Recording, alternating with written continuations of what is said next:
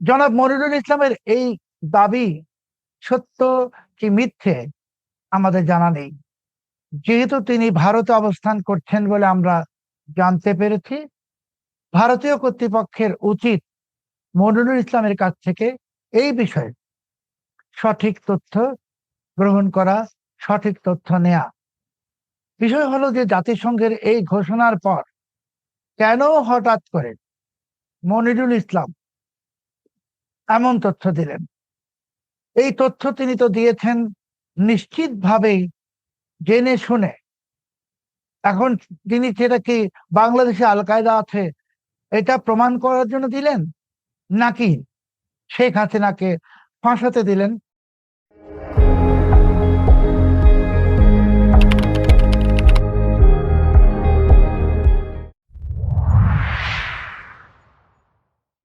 Please hour অপিনিয়নে আপনাদের সবাইকে স্বাগত জানাচ্ছি।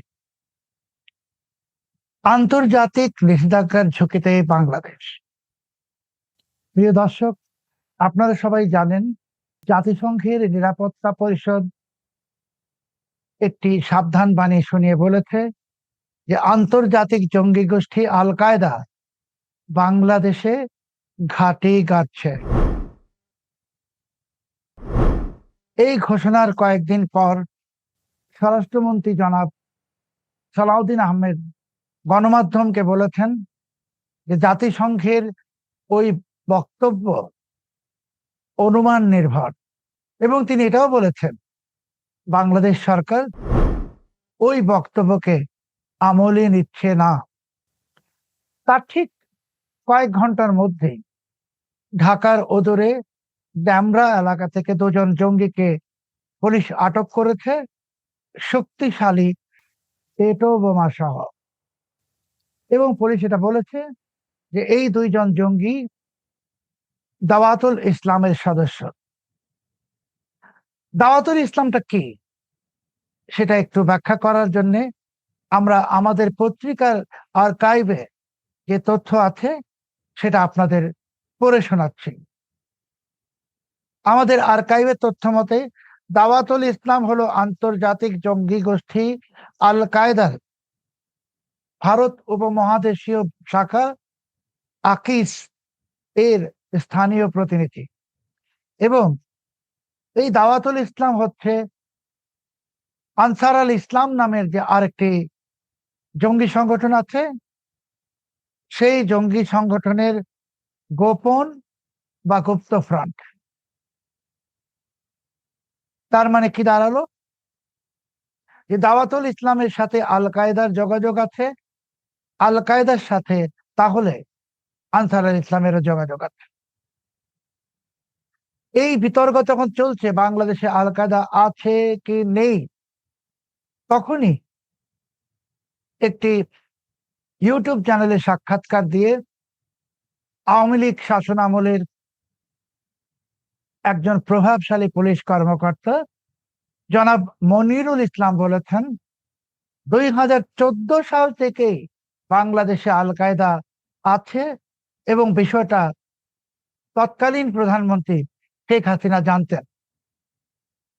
কিন্তু শেখ হাসিনা এই বিষয়টা গোপন করেছিলেন এই আশঙ্কায় বাংলাদেশে আল কায়দা আছে এটা জেনে গেলে বিদেশি বিনিয়োগ আসবে না। জনাব মনিরুল ইসলামের এই দাবি সত্য কি মিথ্যে আমাদের জানা নেই। যেহেতু তিনি ভারতে অবস্থান করছেন বলে আমরা জানতে পেরেছি, ভারতীয় কর্তৃপক্ষের উচিত মনিরুল ইসলামের কাছ থেকে এই বিষয়ে সঠিক তথ্য গ্রহণ করা, সঠিক তথ্য নেয়া।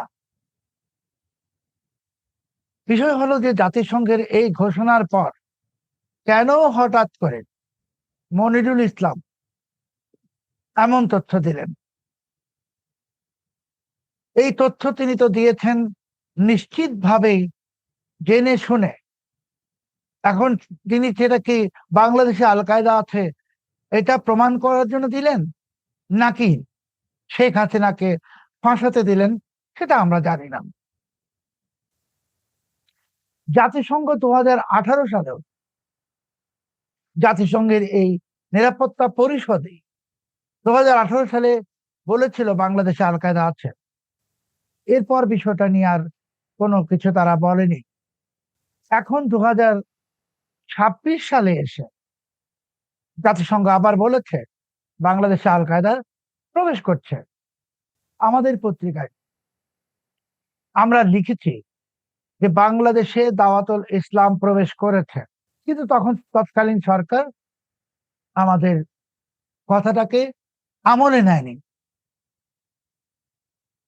এখন বাংলাদেশের সরকার বা বিএনপি সরকার একদিকে বলছে যে জাতিসংঘের এই বক্তব্য অনুমান নির্ভর, বিএনপিটাও বলছে যে বাংলাদেশে কোনো জঙ্গি নেই, এটা নাটক, এটা শেখ হাসিনার বানানো নাটক।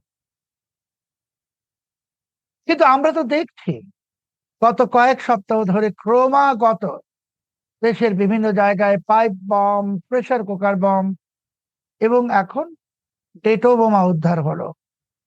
যদি দেশে জঙ্গি নাই থাকবে তাহলে এই বোমাগুলো উদ্ধার কিভাবে হলো? সাভারে কয়েকদিন আগে যে জঙ্গি আস্তানায় অভিযান চালানো হলো, অভিযান চালিয়ে বোমা তৈরির বিপুল সরঞ্জামের পাশাপাশি আত্মঘাতী হামলায় ব্যবহার করা সায়ানাইড উদ্ধার করা হলো। এটাকে কি বিএনপি সরকার নাটক বলবে? অবশ্যই না, নাটক বলার কোনো সুযোগ নেই। বরিশালে মাদ্রাসার পাশে বোমা বিস্ফোরিত হয়েছে, অনেকজন শিক্ষার্থী আহত হয়েছেন, নারী শিক্ষার্থী। বিষয়টা আসলেই ভীষণ উদ্বেগের। আমি জানি না বিএনপির নীতি নির্ধারকরা বিষয়টা উপলব্ধি করতে পারছেন কি পারছেন না, কিন্তু তারা যদি শাক দিয়ে মাছ ঢাকার চেষ্টা করেন, তারা যদি উট পাখির মতো বালুর নিচে মাথা গুঁজে ভাবেন পৃথিবীর কেউ কিছু দেখছে না, তাহলে আখেরে আমাদের দেশ বড় ধরনের বিপদে পড়বে। আরেকটা কথা আমাদের মনে রাখতে হবে, এই জাতিসংঘে শান্তির রক্ষী মিশনে বাংলাদেশ সশস্ত্র বাহিনী, বাংলাদেশ পুলিশ বাহিনীর সদস্যরা কাজ করছেন অত্যন্ত সুনামের সাথে। কিন্তু এখন যখন বলা হচ্ছে বাংলাদেশে আল কায়দা আছে, যখন বলা হচ্ছে বাংলাদেশ সশস্ত্র বাহিনীর ভেতর তেহরিকে তালিবান পাকিস্তান বা টিটিপি প্রবেশ করেছে, যখন বলা হচ্ছে বাংলাদেশের সামরিক কর্মকর্তারা জঙ্গিবাদকে প্রশ্রয় দিয়েছেন, মদত দিয়েছেন বা নিজেরাই মানবতা বিরোধী অপরাধ করেছেন, তখন জাতিসংঘ হঠাৎ করে আমাদের সশস্ত্র বাহিনীকে বা পুলিশ বাহিনীকে যদি এই শান্তিরক্ষী মিশন থেকে বহিষ্কার করে দেয়, তাহলে আমাদের দেশের সুনামটা আর থাকবে? একেবারেই না। আমি মনে করি যে জাতিসংঘের যে এই সাবধান বাণী এসেছে এবং একের পর এক বোমা উদ্ধার হচ্ছে, এটাকে জাতীয় ইস্যু ভেবে এক্ষুনি বিএনপি সরকারের উচিত এই বিষয়ে মনোনিবেশ করা। দেশের স্বার্থে, জনগণের স্বার্থে আপনারা এই মুহূর্তে রাজনৈতিক ভেদাভেদ, হানাহানি থেকে নিবৃত্ত হন। বাংলাদেশের বৃহত্তম দুটি রাজনৈতিক দল বিএনপি এবং আওয়ামী লীগ আপনাদেরকে একসাথে বসে এই জঙ্গি সমস্যা সমাধানের পথ খুঁজে বের করতে হবে। পাশাপাশি জঙ্গিবাদ বিরোধী যে শক্তি বাংলাদেশে আছে, বাংলাদেশে যে অসাম্প্রদায়িক শক্তি যারা আছেন, তাদেরকেও সরকারের সাথে সহযোগিতা হাত বাড়িয়ে দিতে হবে। সবশেষে আমি মার্কিন যুক্তরাষ্ট্রকে একটা কথা বলতে চাই।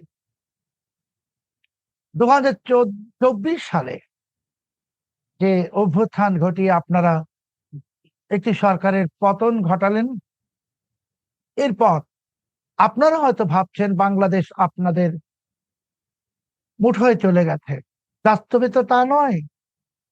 বাংলাদেশে মার্কিন বিরোধী সেন্টিমেন্ট গজাচ্ছে ক্রমশ।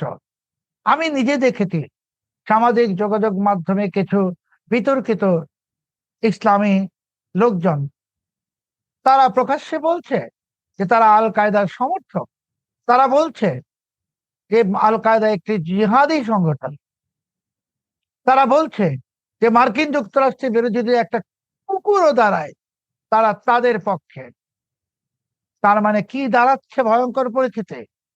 আমরা সিরিয়া, ইয়েমেন কিংবা লেবানন অথবা ইরাক, আফগানিস্তানের দিকে যাচ্ছি। মার্কিন যুক্তরাষ্ট্রকে বিষয়টা বুঝতে হবে। আপনারা বাংলাদেশে আপনাদের বেপরোয়া গবেষণা, কাজ কারবার, পরীক্ষা নিরীক্ষা, রেজিম চেঞ্জ এসব ঘটিয়ে শেষ পর্যন্ত বাংলাদেশকে আপনাদের বাংলাদেশের মানুষকে 18 কোটি মানুষকে আপনাদের শত্রুতে পরিণত করছেন। মার্কিন যুক্তরাষ্ট্রকে এই উপলব্ধিটা এক্ষুনি করতে হবে এবং এই উপলব্ধি করতে পারলে বাংলাদেশ যাতে একটি আফগানিস্তান, সিরিয়া, লেবানন, ইয়েমেন হয়ে না যায়, সেজন্য বাংলাদেশের মানুষের কল্যাণার্থে আপনাদেরকে এখন নানা মাত্রিক কুটচাল কূটকৌশল থেকে নিবৃত হতে হবে। বাংলাদেশের মানুষের বিরুদ্ধে আপনারা যে কাজকর্ম করছেন সেটা বন্ধ করতে হবে। পাশাপাশি আপনারা এটাও জানেন যে বাংলাদেশে পাকিস্তানি গোয়েন্দা সংস্থা আইএসআই এবং পাকিস্তানি জঙ্গি গোষ্ঠী লস্করে তৈয়বা, জৈশে মোহাম্মদ এরা কি কি ধরনের অপতৎপরতা চালাচ্ছে আপনারা জানেন। কিছু কাল আগেই তো মার্কিন দূতাবাস ঢাকায় বলেছিল যে তাদের দূতাবাসের জঙ্গি হামলার প্রস্তুতি স্বরূপ জঙ্গিরা সেই দূতাবাস সংলগ্ন একটি খেলার মাঠে খেলার অজুহাতে, ক্রিকেট খেলার অজুহাতে দূতাবাসটাকে রেকি করেছেন। এই কথা তো আমি বলছি না, মার্কিন দূতাবাস বলেছেন। তাহলে আপনারা যদি নিশ্চিত হন যে আপনাদের দূতাবাসে হামলার ষড়যন্ত্র হয়েছে, জঙ্গিরা আপনাদের দূতাবাসের পাশেই রেকি করেছে খেলার ছলে, আপনাদেরকে বুঝতে হবে যে বাংলাদেশে আল কায়দা প্রবেশ করে ফেললে সেই আল কায়দার প্রথম টার্গেট তো আপনারা হবেন। আল কায়দার প্রথম টার্গেট তো পশ্চিমা দেশের দূতাবাসগুলো হবে, পশ্চিমা নাগরিকরা হবেন। আপনাদের কি মনে নেই 2016 সালে এই দেশে হলি আর্টিজান বেকারি হামলাতে কি ঘটেছিল? আজকে সেই হলি আর্টিজান বেকারি হামলার পরও দেখছি যে ইসলামিক স্টেটের সরাসরি যারা সমর্থক ছিলেন তাদেরকে প্রকাশ্যে বিভিন্ন জায়গায় বক্তৃতা বিবৃতি করতে দেওয়া হচ্ছে। জঙ্গি জিহাদিদেরকে প্রকাশ্যে বক্তৃতা বিবৃতি দিতে দেওয়া হচ্ছে। মার্কিন যুক্তরাষ্ট্র যদি এই বিষয়গুলোকে এক্ষুনি আমলে না নেয় তাহলে শেষ পর্যন্ত বাংলাদেশটা ধ্বংস হয়ে যাবে। সবশেষে আমি বিএনপি সরকারের প্রতি বিনীত অনুরোধ করছি, রাজনৈতিক হিংসা বিদ্বেষ বাদ দিয়ে দেশের স্বার্থে, জাতির স্বার্থে আপনারা জাতীয় ঐক্য গড়ে তুলুন। আপনারা জাতীয় ঐক্যের ভিত্তিতে এই জঙ্গিবাদী চ্যালেঞ্জটাকে মোকাবেলা করুন। বাংলাদেশকে আন্তর্জাতিক নিষেধাজ্ঞার ভয়াবহ বিপদ থেকে রক্ষা করুন। সুপ্রিয় দর্শক, আজ এ পর্যন্তই। আগামী পর্বে আমরা অন্য কোনো বিষয় নিয়ে আলোচনা করব। অনুগ্রহ করে আমাদের সাথে থাকবেন। এতক্ষণ ধরে আমাদের এই ব্লিটজ অপিনিয়ন শোনার জন্য আপনাদের সবার প্রতি আন্তরিক কৃতজ্ঞতা। ধন্যবাদ।